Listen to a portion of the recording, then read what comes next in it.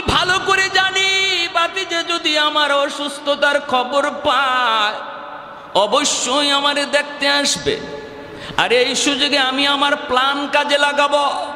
দরজার সামনেই বিশাল একটা গর্ত বানাইলো আবু জাহেল, আর গর্তের উপরে চাটাই বিছায়া এমনভাবে রাখলো যেন টের পাওয়া না যায়। আল্লাহর নবী রহমতের নবীর কাছে আবু জাহেলের লোকগুলি যায়, কয় মুহাম্মদ তোমার চাচা আবু জাহেল বড় অসুস্থ, কখন জানি মরে যায়। আল্লাহর নবী বলেন, কই আমাকে নিয়ে যাও, আমি আমার চাচাকে দেখতে যাব, আমি আমার চাচার সেবা করব। রহমতের নবী ঘর থেকে বের হয়ে গেছেন, নবীজি রওনা দিয়ে দিছেন, অথচ আবু জাহেল অসুস্থ নয়। আবু জাহেল ভালো মানুষ, সুস্থ মানুষ, ভান ধরছে অসুস্থতার। উদ্দেশ্য হলো গর্তে ফালায়া মায়ার নবীকে খতম করা। নাউজুবিল্লাহ। নবী জানেন না এই খবর, জানেন কে? আরেকটু জোরে বলেন, জানেন কে? গায়েবের খবর জানে কে? আল্লাহ নবী রহমতের নবীকে আল্লাহ যদি জানায় নবী জানে, নতুবা নবী জানে না, ঠিক কিনা? নবীজি বের হয়ে গেছেন, নবী জানেন না, কারণ আল্লাহ জানাই নাই। এজন্য নবী বের হয়েছেন আবু জাহেলের সেবা করার জন্য। সামনের দিকে আগাইতেছেন।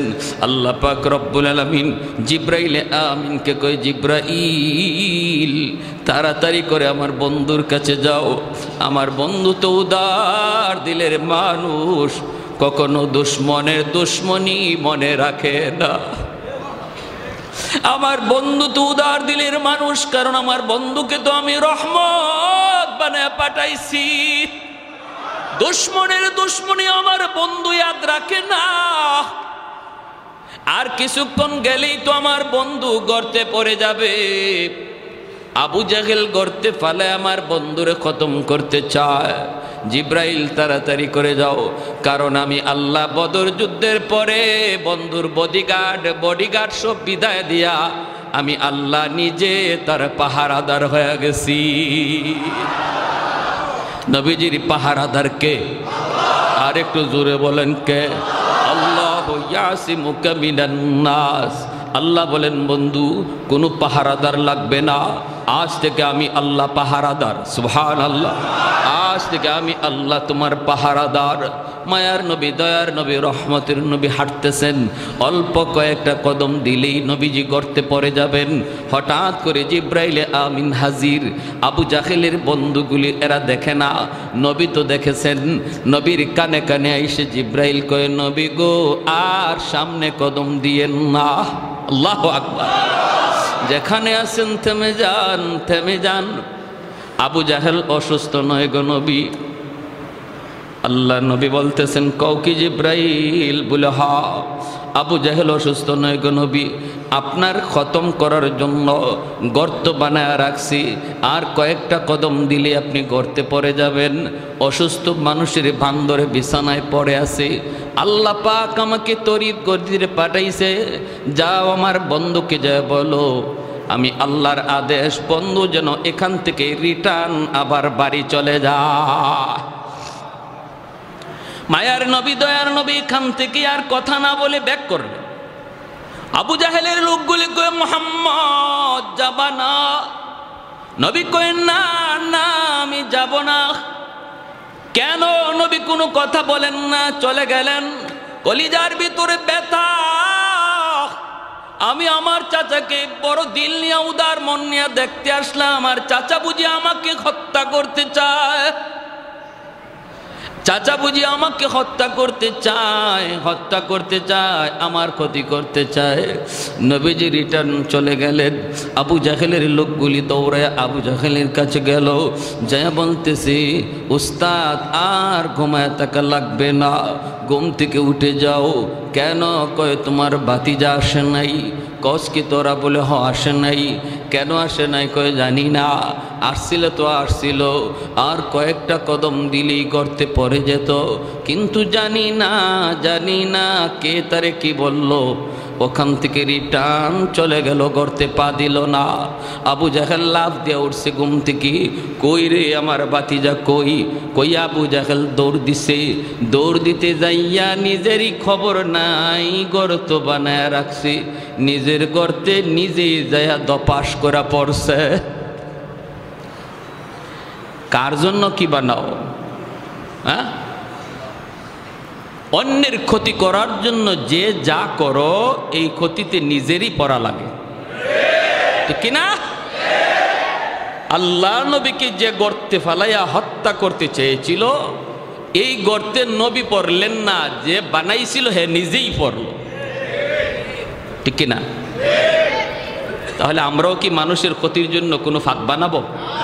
মনে রাখবেন, ভালো করে ইয়াদ রাখবেন, চিরন্তন সত্য, যে যার জন্য ফাঁদ বানাইবা এটা তার জন্য না, নিজের জন্যই বানাও, এটা নিজের জন্যই বানাও। আল্লাহ নবী তার হাদিস শরীফে বলেন, যে মানুষটা মানুষের মন্দ গায়, মানুষের দুশ্চর্চা করে, আল্লাহ তার এই দোষে দোষী না বানাইয়া তারে মরণই দিবে না। তুমি যার দুশ্চর্চা করো এই দোষে তোমারে দোষী না বানাইয়া আল্লাহ তোমার মৌত দিবে না। কত বড় কঠিন কথা! অতএব সাবধান, মানুষের দুশ্চর্চা, মানুষের ক্ষতি করার চিন্তা জেহেন থেকে, ব্রেন থেকে সরাও, কারণ এই ক্ষতিটা নিজের কপালেই থাকে, দুদিন পর আর আগে এটা আমার জন্যই ধার্য থাকবে। আল্লাহ নবী তো চলে গেলেন, আবু জাহেল দৌড় দিল ভাতিজা কইয়া, নিজেরই হুঁশ নাই, গর্তে পড়ে গেল। গর্তে পড়া মাত্রই আল্লাহ পাক গর্তকে নির্দেশ করে, এরে গর্ত, একটু ভালো করে বলো, তোমার খালিক আর মালিককে? গর্ত কয়, মালিক তুমি তো খালিক। জানোনি তোমার পেটে কে পড়ছে? আমার দুশ্মন, আমার বন্ধুর দুশ্মন। তুমি যতটুকু গভীর ছিলা, দুশ্মন লয়া আরো গভীর হয়ে যাও। হুকুম মানবে কার? কার হুকুম মানবে? আল্লাহর হুকুম। মুসা নবী পার হয়ে গেলেন ঠিকই, ফেরাউন দলবল লইয়া নদীর মাঝখানে গেল। আল্লাহ বলে, এরে নীল দরিয়ার পানি, বলতো দেখি কার হুকুমে চলো? আল্লাহ তোমার হুকুমে। কি করা লাগবে শুধু বলো। আল্লাহ বলে, মুসা পার হইছে, তুমি রাস্তা করে দিছো, এখন দুশ্মন তোমার মাঝখানে, আর রাস্তা নয়, পানি মিলে যাও। সাথে সাথে দরিয়ার পানি মিলে গেল, আর ফেরাউন তার দলে বলে ডুবে মরল। পানি কার কথা শুনে? জোরে বলেন। আল্লাহর কথা শোনা মাত্রই গর্ত আরো বেশি করে গভীর হয়ে গেল, গভীর থেকে গভীর হয়ে গেল গর্ত। এইবার আবু জাহেল গর্তের ভিতর থেকে ডাক দিয়া কয়, আমাকে তোরা তাড়াতাড়ি করে তুল। এখন বন্ধু বান্ধব হাত বাড়ায়, আবু জাহেল নাগাল পায় না। লাগাল তো পাবেই না, কারণ যেমনটা বানাইছিল এমন তো আর রয় নাই, ঠিক কিনা? যেমনটা বানাইছে এমন তো রয় নাই। হাত বানাইছে, হাতে লাগাল পায় না। আবু জাহেল কই, কিরে ঘটনা কি? আমি তো এত গভীর গর্ত বানাই নেই। রশি লাগা, রশি পালাইছে, রশিতেও লাগাল পায় না, কোনোভাবেই আবু জাহেলকে লাগাল পায় না। আবু জাহেল গর্তের ভিতর থেকে কয়, তোরা কিছু না বুঝলেও আমি সব বুঝে গেছি, কারণ মোহাম্মদকে যে জানাইছে হেই আমারে গাতায় ফালাইছে, ঠিক কিনা? মোহাম্মদকে যিনি জানাইছে তিনি আমারে ফালাইছে। অতএব যদি বাঁচতে হয়, উঠতে হয়, তাড়াতাড়ি করে আমার বাতিজা মোহাম্মদের কাছে যাও। আমি এত গভীর গর্ত বানাই নেই, মোহাম্মদ ছাড়া আমাকে কেউ তুলতে পারবা না। দৌড়ায় তারা গেল নবীজির কাছে, যে বলতেছে, মোহাম্মদ তোমার চাচা আবু জাহেল গর্তের ভিতরে পড়ে গেছে, এখন তারে গর্ত থেকে তুলতে হবে। আল্লাহর নবী, দয়ার নবী বলেন, কও কি তোমরা? বলে, হ, গর্তে পড়ে গেছে। কোথায় গর্ত? কয়, তার দরজার সামনেই ছিল। এই গর্তের খবর নবী জানেননি না জানেন না? জানাইছেন কে? গর্তের কারণেই তো নবী ফিরে গেলেন। আল্লাহর নবী বলেন, কও কি তোমরা চাচা নিজেই বুঝি করতে পড়ে গেছে? বলে হ। তুমি যে হাত বাড়াইতে হবে, তোমার সাহায্যের প্রয়োজন। জাবানি জাবানি। আল্লাহর নবী রহমতের নবী, কারণ দয়ার নবী রহমত। শুধু মুমিনের জন্য, মুসলমানের জন্য আমার নবী রহমত নন, অমুসলিমের জন্য মায়ার নবী রহমত। ওয়ামা আরসালনাকা ইল্লা রাহমাতাল লিল আলামিন। রহমত বানাইছে কে? আল্লাহ নবী রহমতের নবী বলেন, চলো আমাকে নিয়ে চলো। সুবহানাল্লাহ, জোরে কর। কালিয়াকৈরের কয়জন মানুষ যাবেন? আপনি যদি জানেন আপনারে মারার জন্য এই গর্ত বানাইছে, এই গর্তে এখন সে নিজে পড়ছে, এখন তারে উদ্ধার করার জন্য যাবেননি? হ্যাঁ হ্যাঁ, আরো কি কইমু? কইমু কামের কাম হইছে, ওর কাম এটার যোগ্য ছিল, ও কবরে গেছে ভালো হইছে, এখন উপর থেকে মাটি দিয়া লাও, ঠিক না? ও কবরে গেছে ভালো হয়েছে, ওর এখানেই যাওয়া দরকার, এখন উপর থেকে মাটি দিয়ে লাও, তেতে কাম সারে। আমরা হইলে এই কথা বলতাম।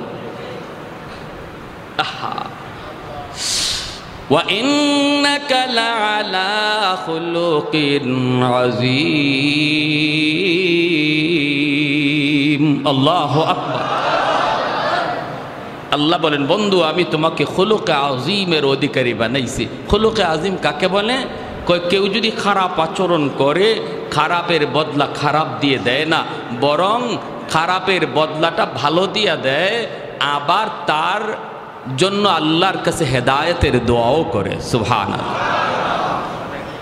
একটু জিকির করি, লা ইলাহা ইল্লাল্লাহ, জোরে।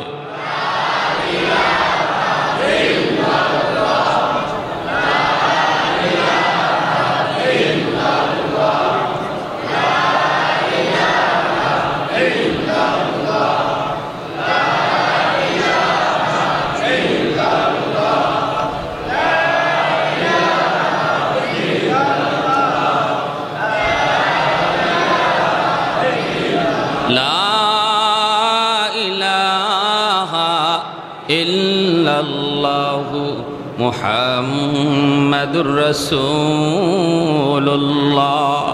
জোরে সুরে বলি সাল্লাল্লাহু আলাইহি ওয়াসাল্লাম। লাউ কানা মূসা হাইয়ান লাত্তাবা'নি। নবী বলেন, উম্মতের দল, আজ যদি মূসা নবী দুনিয়ায় থাকতেন, আমি নবীকে তিনি ফলো করতেন। নবী বলেন, যদি আজকে আগেকার নবীও দুনিয়ায় থাকতো, নবীও আমি নবীকে ফলো করতো।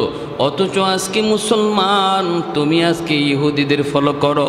ইহুদিরা যেই নবীর নবী মানে, আমার নবী বলেন এই নবী থাকলেও তোমার আমার নবীকে ফলো করে চলতো। সুবহানাল্লাহ। তুমি আজকে খ্রিস্টানদেরকে ফলো করে রে যুবক, কলিজায় ব্যথা,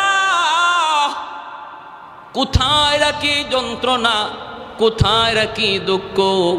আজকে খ্রিস্টানদেরকে তুমি ফলো করো, খ্রিস্টানরা যারে নবী কয় ঈসা নবী। আমার নবী বলেন, ঈসা নবীও যদি আজকে দুনিয়ায় থাকতেন, ওই নবীও নিজের মতো চলতেন না, তোমার আমার নবীর ফলো করে চলতেন। আর তুমি কারে ফলো করো? তুমি কারে ফলো করো? তুমি কারে ফলো করো?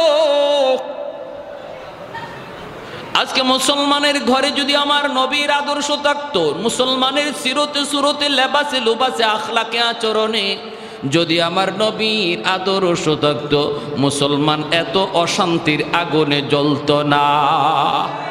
ঘরে অশান্তি থাকতো না, সমাজও অশান্তি থাকতো না, দেশও অশান্তি থাকতো না। আল্লাহর নবী রহমতের নবী, তিনি তো বের হয়ে গেছেন। ভালো করে নবী জানেন, আবু জাহেল এই গর্ত নবীকে মারার জন্য বানাইছিল। এরপরও মায়ার নবী বের হয়ে গেছেন। নবীজি চলতেছেন চলতেছেন, আল্লাহ বাধা দেয় না, আল্লাহ পাক রব্বুল আলামিন বাধা দেয় না।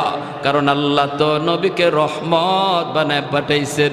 নবীজি গর্তের কিনারে আইসা আবু জাহেলকে ডাক দিলেন, চাচা খবর কি? আবু জাহেল গর্তের ভিতর থেকে আওয়াজ দিয়া কয় ভাতিজা খবর তো নিজের চোখেই তুমি দেখতেছ। আল্লাহর নবী বলে বাচ্চা চা এখন কি করা লাগবে বলো। আবু জাহেল কয় ভাতিজা বিশ্বাস কর ভাতিজা, আমি তোমাকে মারার জন্য এত গভীর গর্ত বানাই নেই, এত গভীর বানাইছি না। এখন আমি পড়ার পরে যদ্দূর বুঝতেছি গভীর। এ ভাতিজা আমি সব বুঝে গেছি, কে তোমারে সব জানাইছে, কে আমাকে গভীরে ফালাইছে। ভাতিজারে আমার বিশ্বাস হয়ে গেছে, মুই ফালাইও তুলতে পারবে না, রশি লাগাইও তুলতে পারবে না। তুমি যদি তোমার হাত না বাড়াও আমাকে তুলবার ক্ষমতা কারো নাই। আল্লাহর নবী রহমতের নবী বলেন চাচা এত দূর যখন বুঝলেন বাকিটা বুঝেন না কেন?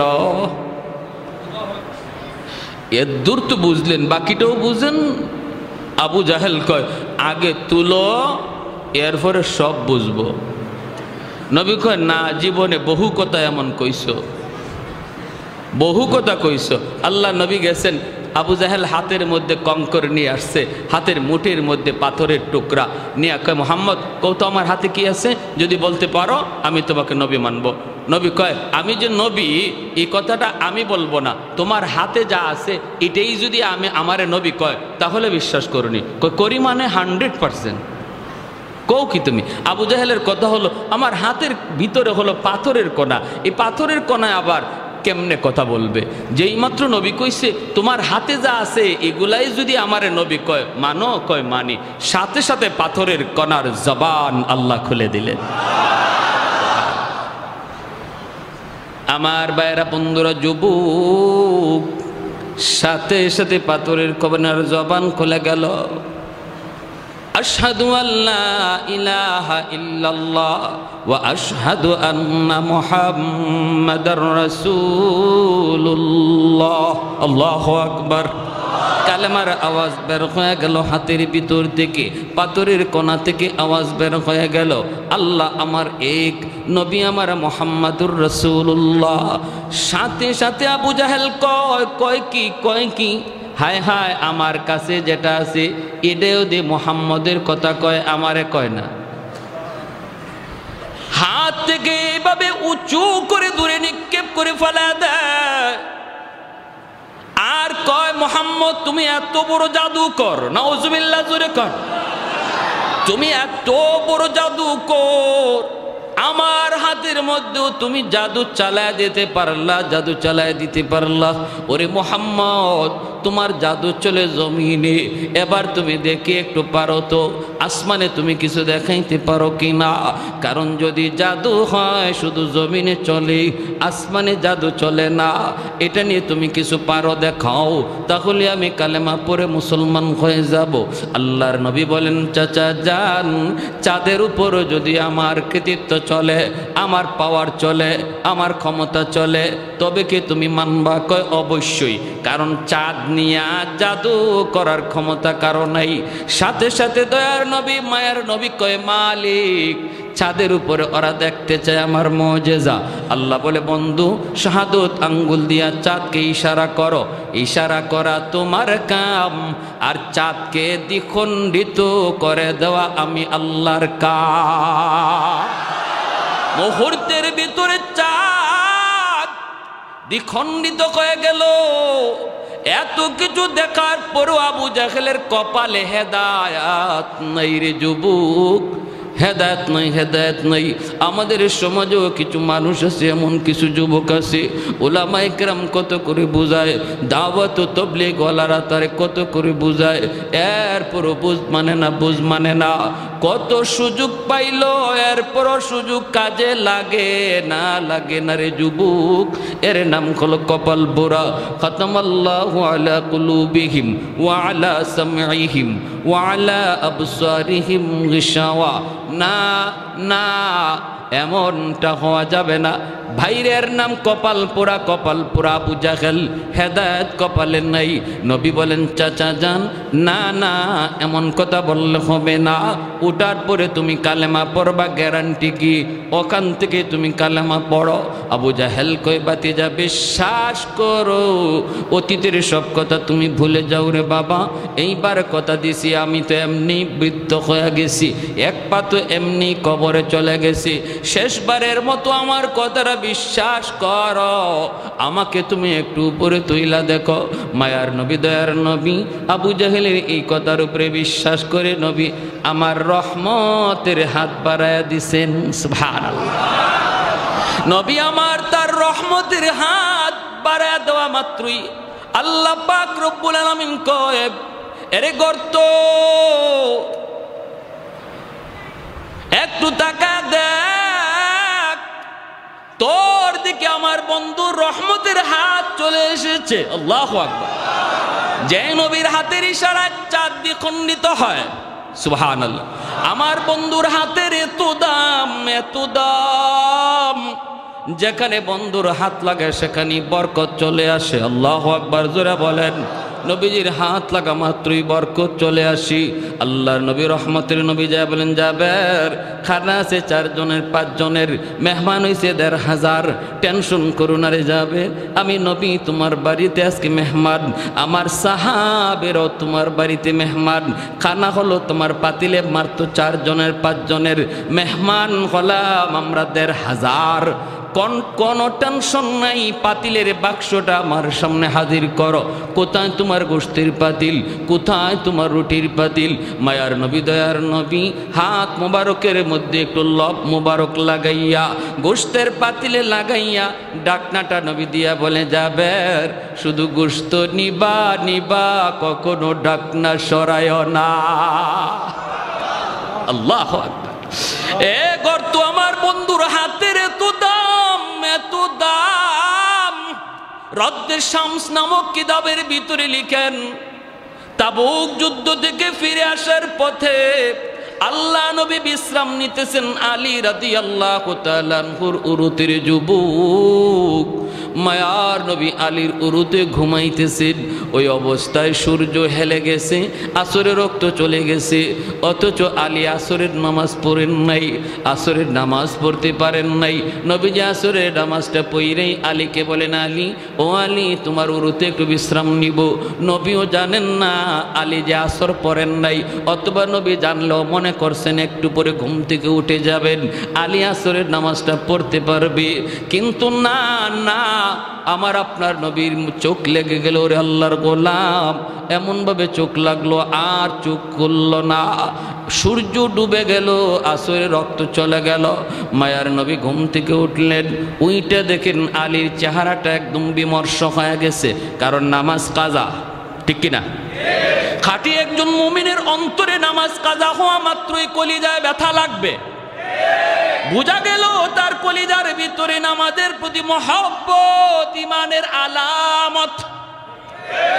এটা ইমানের আলামত। মাল ঈমান ইয়া রাসূলুল্লাহ, ইযা সাররাতকা হাসানাতুকা ওয়া ইযা সাআতকা সাইয়্যাতুকা ফাআনতা মুমিন। আল্লাহ নবী ইমানের স্কেল বলে দিলেন। সাহাবী জিজ্ঞেস করে, নবী গো ঈমান কাকে বলে, কাকে বলে, কাকে বলে? আল্লাহর নবী বলেন, যখনই কোনো নেক কাজ করবা তখনই দেখবা দিলে শান্তি লাগে, আর গুনাহ হলেই অন্তরে অশান্তি লাগে, বুঝবা তোমার কলিজায় ঈমান আছে।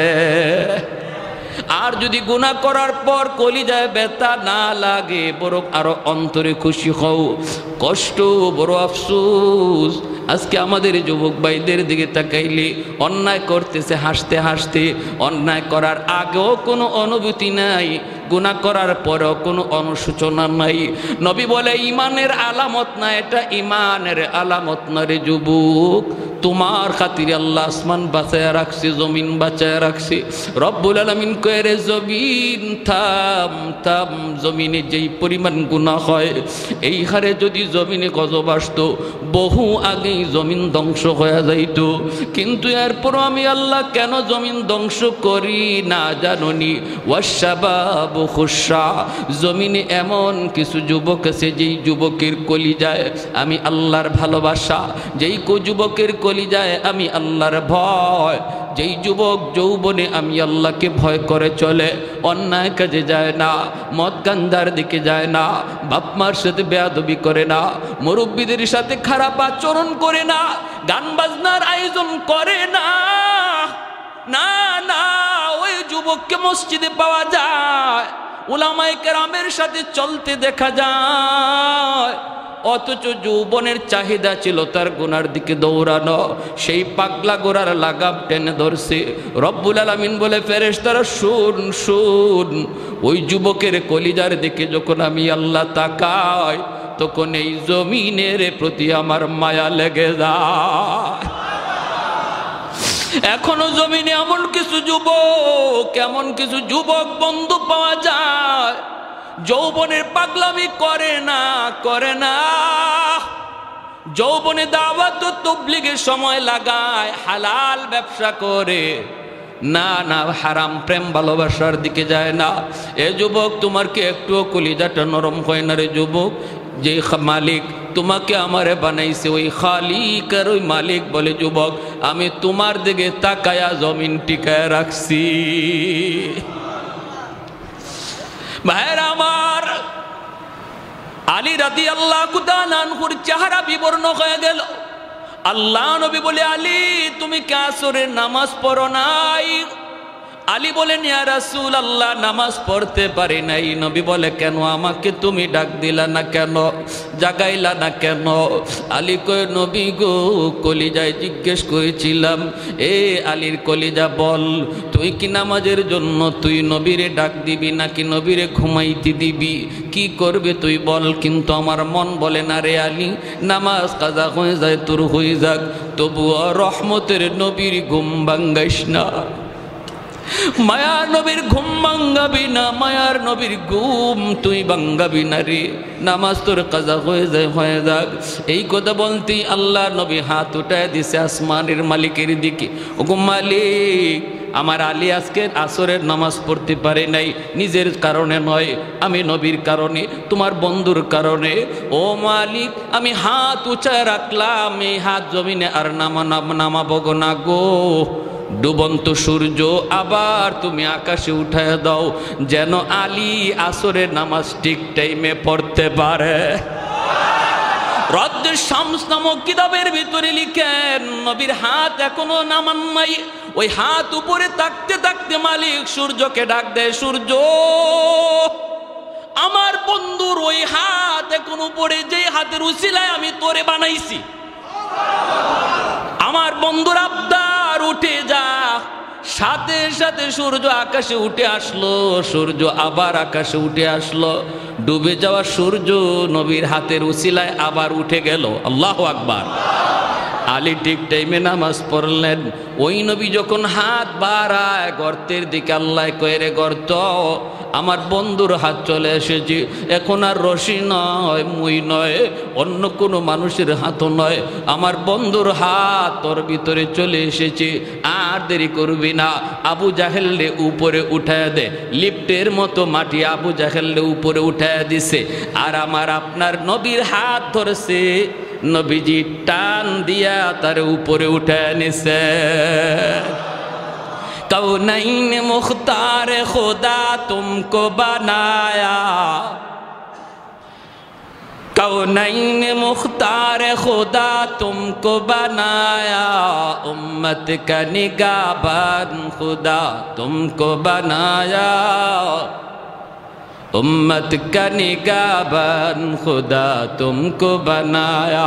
मौला मेरा आका मेरा रहमत के नबी है, तजदार मदीना है तो माह अरबी है, ताजदार मदीना है तो माह अरबी है अशजार ने देते हैं नबूवत के शहादत तशकीक कमर में है तो अंगुल की इशारत तशकीक कमर में है तो अंगुल की इशारा अल्लाह अकबर जोरे बोले नबी कय चाचा एबार कालेमाटा पড়ালান গর্তের ভিতর থেকে ওয়াদা দিছিল উঠলেই কালেমা পড়ব ঠিক না নবী কয় চাচা তুলসী তো এবার কালেমাটা পড়েন মায়ার নবী কত চেষ্টা করছেন প্রিয় মানুষগুলোকে রক্তের মানুষগুলিকে হেদায়েতের পথে আনার জন্য কত আপ্রাণ চেষ্টাই না মায়ার নবী করছেন তারপর নবী বলেন চাচা গো ও চাচা আমি তো আপনার কথা মানছি এবার একটু আমার কথাটা মানেন আবু জাহল কয় বাতিজা রে তুমি যে অত বড় জাদুকর আগে জানি না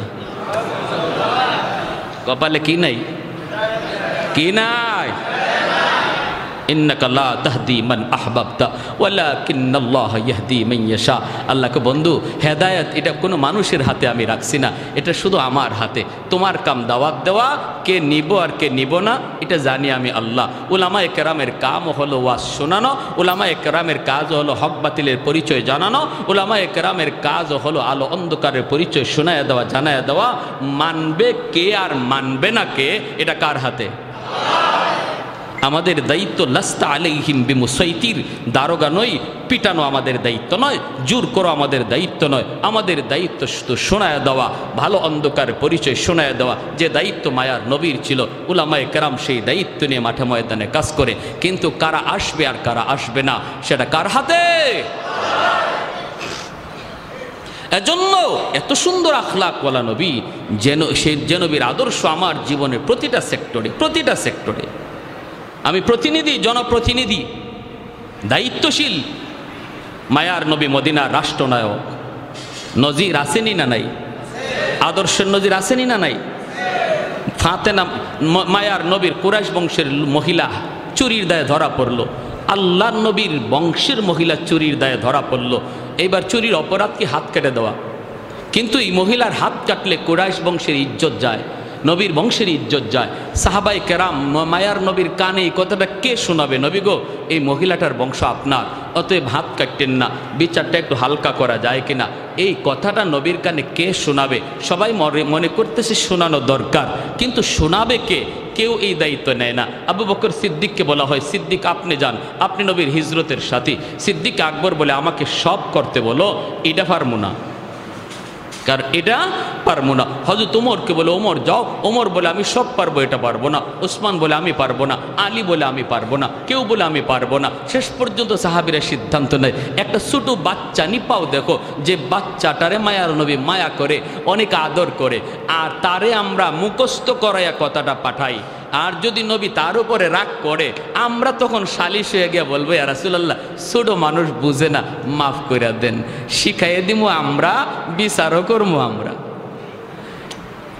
এবার আল্লাহ নবীর কাছে পাঠানো হলো ছোট্ট একটা বাচ্চাকে যার নাম হলো উসামা ইবনে যায়েদ নবীজির নাতি পালক পুত্র যায়েদ ইবনে হারেসা রাদিয়াল্লাহু তাআলা আনহুর ছেলে যার নাম ছিল উসামা নবীজির নাতি হাসান হুসাইনের মতোই হাসান হুসাইন নবীজির মেয়ের ঘরের নাতি আর ছেলের ঘরের নাতি অর্থাৎ পালক পুত্র যায়েদ ইবনে হারেসা ওনার ছেলে উসামা এনাকেও নবীজি কাঁধে নিয়ে ঘুরতেন আদর করতেন নাতি ওই নাতিরে সবাই ডাইকে আনছে উসামা তুমি ছোট মানুষ হইলো তোমার বুঝ ভালো আছে একটা কথা যায় দাদারে বলো কারণ দাদা নাতির একটা মায়ার সম্পর্ক থাকে একটু তুমি যায় বলো কি বলবো যায় বলবা দাদা ও দাদা দাদা বলে কি রে নাতি কস না বললে দাদা যে মহিলাটা আজকে আপনার হাতে গ্রেপ্তার হয়েছে চুরির অপরাধে এই মহিলার বংশ নাকি আপনার বংশের অতএব দাদা গো একটু বিচারটা হালকা করা যায় কিনা হাত না কাটতে আঙ্গুল কাইটা এটারে একটু হালকা করে বিচারটা করলে হয় কিনা এই কথাটা তুমি বোঝাই দিবা যদি নবী রাগ করে তখন আর জিজ্ঞেস করে কে শিখাইছে কইবা কেউ শিখাইছে না আমি নিজেই কইছি ওসামা গেছেন গে আল্লাহ নবীর কাছে যেই মাত্র বলছেন হাদিস শরীফে আসছে মায়ার নবীর চেহারা মোবারক লাল হয়ে গেছে গুসায় নবীজি বসা থেকে দাঁড়ায় গেছেন সুবহানাল্লাহ কি বিচার ব্যবস্থা ছিল আর আজকে আমরা নিজের লোক হইলে, নিজের পরিবারের লোক হইলে, নিজের গোষ্ঠীর লোক হইলে, নিজের মুখ চেনা লোক হইলে বিচার হালকা হয়ে যায়। আয় হায়, এ কি আমার নবীর আদর্শ ছিল? মায়ার নবীর চেহারা লাল হয়ে গেল, নবীর চেহারা লাল হয়ে গেল, বসা থেকে উঠে গেলেন। আর নবী বলতেছেন, ওসামা আমি ভালো করেই বুঝতেছি এটা তোমার কথা নয়, আমার সাহাবীরা শিখিয়ে দিছে।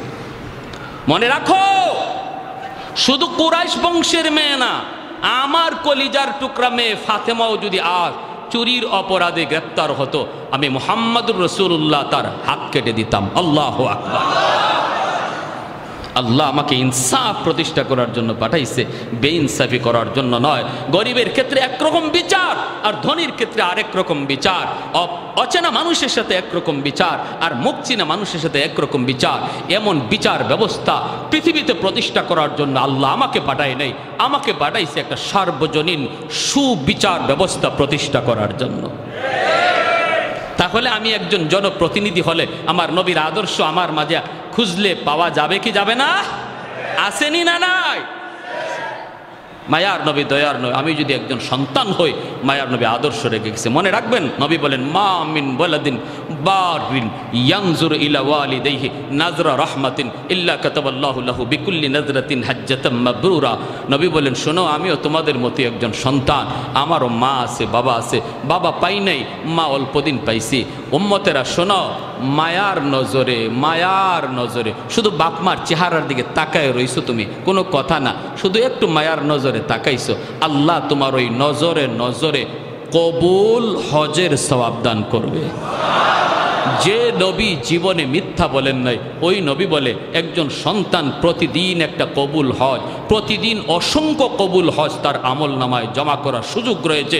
হাসরের মাঠে দেখবে তার আমল নামায় হজ, বলবে, মালিক আমি দুনিয়ায় হজই তো করি নাই, এতগুলা হজ আসলো কোত্থেকে?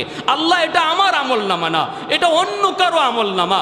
মালিক, তোমার ফেরেশতারা ভুল করে কারো আমল নামা আমাকে দিয়ে দিছে, আমারটা জানি কার কাছে দিয়ে দিছে। আল্লাহ বলবেন, কও কি তুমি? বলে, হো, তোমার ফেরেশতারা ভুল করছে, এটা আমার না।